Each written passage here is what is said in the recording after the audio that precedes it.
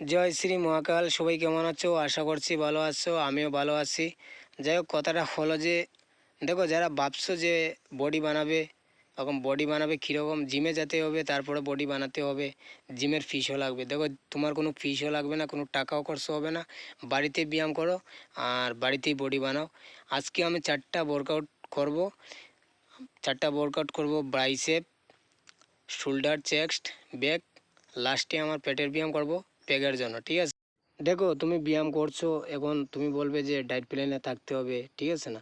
দেখো, তুমি ডায়েট প্ল্যানে থাকার কোনো প্রয়োজনই নেই, কারণ তুমি বাড়ির খাবার খাও, ব্যায়াম করো। কিন্তু একটা কথা মাথায় রাখো যে কিছুটা হলেও ডিসিপ্লিনে থাকতে হবে। ঠিক আছে, বেশি কথা না বলে ওয়ার্কআউট স্টার্ট করি, চলো।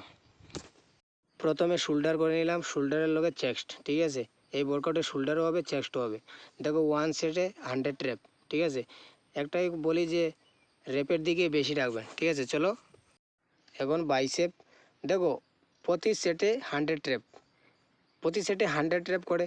কিন্তু তুমি একটা কথাই বলি যে ওয়েট কম করে মারবে, কারণ বেশি ওয়েট নিয়ে 100 রেপ মারা অসম্ভব। ঠিক আছে?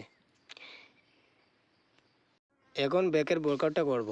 1 সেট 100 রেপ। এটা আমার কাছে টার্গেট থাকতে হবে যে 1 সেট 100 রেপ। 100 রেপ করার পর রেস্ট নিতে পারি। ঠিক আছে না? এর আগে আমার 100 রেপ কমপ্লিট না হওয়া পর্যন্ত আমি রেস্ট নেব না।